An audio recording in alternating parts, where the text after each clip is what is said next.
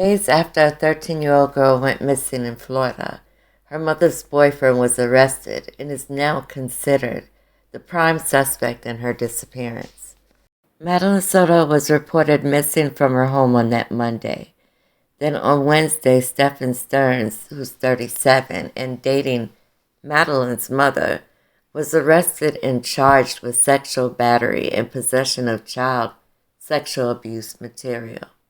Sterns has been charged in a connection with the disappearance, and he's still the prime suspect for her murder. Sterns attempted to do a factory reset on his phone, deleting everything that he had in there. However, the police were able to recover it. The material recovered from the phone revealed private parts of a young girl, and the suspect engaged in sexual acts with her. Detectives were able to pinpoint the room where many of the alleged incidents took place inside their one-bedroom apartment. Madeline, who just turned 13 on February 22nd, was found dead in a wooded area in Osceola County on Friday, after being reported missing 4 days earlier. This afternoon of the investigation into the death of 13-year-old Madeline Soto. Investigators with Kissimmee Police say they're continuing to actively investigate the case. Yeah, new documents now show the prime suspect, Stephan Sterns, may have been sexually abusing her for years. It also surrounds Sterns' cell phone and the evidence detectives found that led to his arrest. News 6's Ezzy Castro has more on what investigators are saying about the case. Newly released court documents revealing more details in the case surrounding 13-year-old Madeline Soto. Investigators say her mother's boyfriend, Stephan Sterns, is accused of sexually abusing the teen for years. They say Sterns tried to reset his cell phone the day Madeline was reported missing, but detectives were still able to recover what they say are sexual pictures and videos dating back to 2022, when Madeline was just 11 years old. The document reads, upon reviewing the contents of Stephan's phone, several images and videos were located which depicted the missing juvenile.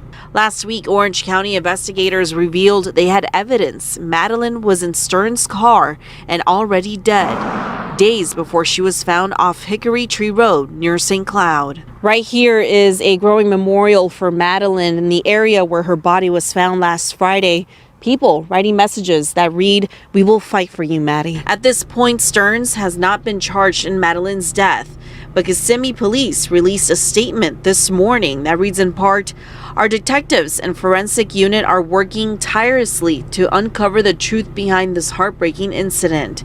At this time, we are unable to release any further information as this remains an active investigation." It is unfortunately ironic that she was found in the woods, because it was uncovered that that was her one wish for her birthday, to go live in the woods. And what 13-year-old girl is thinking about escaping to go live in the woods? Only a individual that goes through some sort of abuse, they want to escape that situation. She wanted to be anywhere but there. Sterns, who was named the prime suspect, was the last person to see her alive after she never showed up to school. Video surveillance captured him driving his silver Lincoln back to the apartment complex with her body still in the vehicle after throwing out items in a dumpster. He never dropped the girl off at school like he previously told investigators. Sterns told investigators that he dropped her off in front of a preschool at 8:40 a.m., blocks from her middle school, where class starts at 9:30. Madeline's mom also made the statement that she saw her daughter around 8 o'clock that morning getting ready for school. Her mom then went to pick up her daughter from school at 4:30 and was told she never showed up. When I first saw this case, I was just disturbed. And there are so many inconsistencies. So we're going to look at the different inconsistencies, how the story doesn't make sense, and then we're going to talk about it. Because I really do think this mother needs to be arrested too. I said what I said. Monday morning, we took her to school. We dropped her off close to school, across the street from a church, which is it's right next to the school. We dropped her off at school, close to school. She wanted to walk the rest of the way. I dropped her off. Everything looked fine when I drove away. It's the last time we saw her. Our detectives have determined that Madeline was never dropped off on the morning of February 26th near her school. Instead, we believe she was already dead at the time and that Stephan Sterns moved her body in the early morning hours on that day. It's our belief that she was killed in Kissimmee and that he moved her body. And so that's why the Kissimmee Police Department is the lead investigators now. She did accidentally leave her phone on Monday, which is kind of normal for her. She's got ADHD and very forgetful. So she left her phone at home, so there's no way to trace her. They tried tracing her school laptop, but that's off, so it's not pinging to anything. From time to time, she will leave her cell phone at home accidentally, and that's actually what happened yesterday. She left her phone at home. She went to school. But that happens from time to time. She's got ADHD, her memory, she's very forgetful. So yeah, there's no way to track her right now because the detectives now have her phone. We have video evidence that shows Stephan Sterns discarding items in a dumpster in that apartment complex in Kissimmee at 7:35 on Monday, February 26th. Are you, in a sense, blaming yourself? It's hard not to. Detectives later recovered Madeline's backpack and her school-issued laptop from that dumpster. She hasn't been active on social media, none of her chats, none of her games.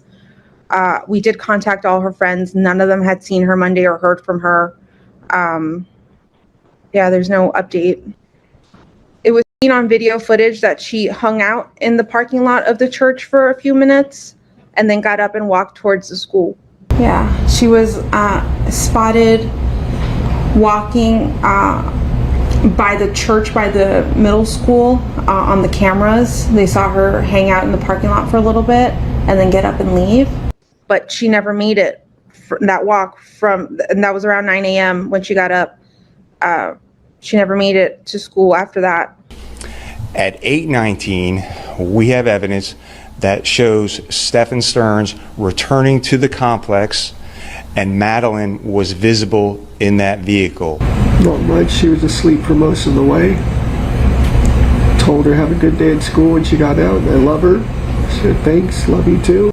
We believe she was already dead at that time. I dropped her off early. I could have waited longer.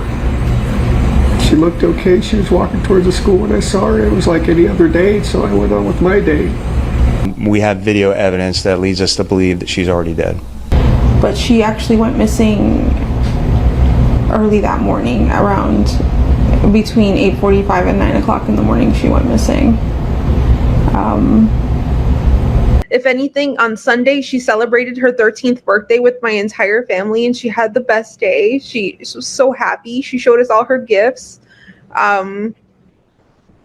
She's just a happy girl, and she showed it on Sunday night when she went to bed. She was so happy. So, she had the best day.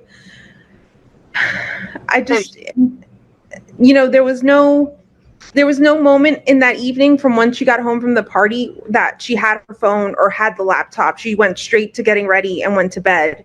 So I know she didn't have any conversations with anyone. She didn't make plans with anyone. I didn't see any of that. What was the last thing, I guess, the conversation that you two had, you and your daughter? We spoke about her birthday party. She had a birthday party on Sunday. She had a great time. I couldn't make it because I was working. But she had an amazing time. She was so happy with all her gifts. I told her good night, and yeah, that was it. I wasn't the one who took her to school in the morning. That was my partner. I'm staying at home, staying by the phone, hoping she just appears. don't know if she would know how to get home. Maybe, I mean, if someone, I'm thinking if someone got in the car with her and if she pointed the way, what roads, she probably could figure out how to get, but like, does she know her full address? I don't think she does. I'm scared for her. I want her to be okay and I want her to be safe. I don't want her to come back harmed. I just want her back, whatever that means. Please, please, please, if you have any information, contact me, contact law enforcement. Any information helps. Maddie, if you see this, please come home. Please be safe. I love you very much. If you have my Maddie, please just let her come home. We just want her home. In my heart, I feel like somebody took her.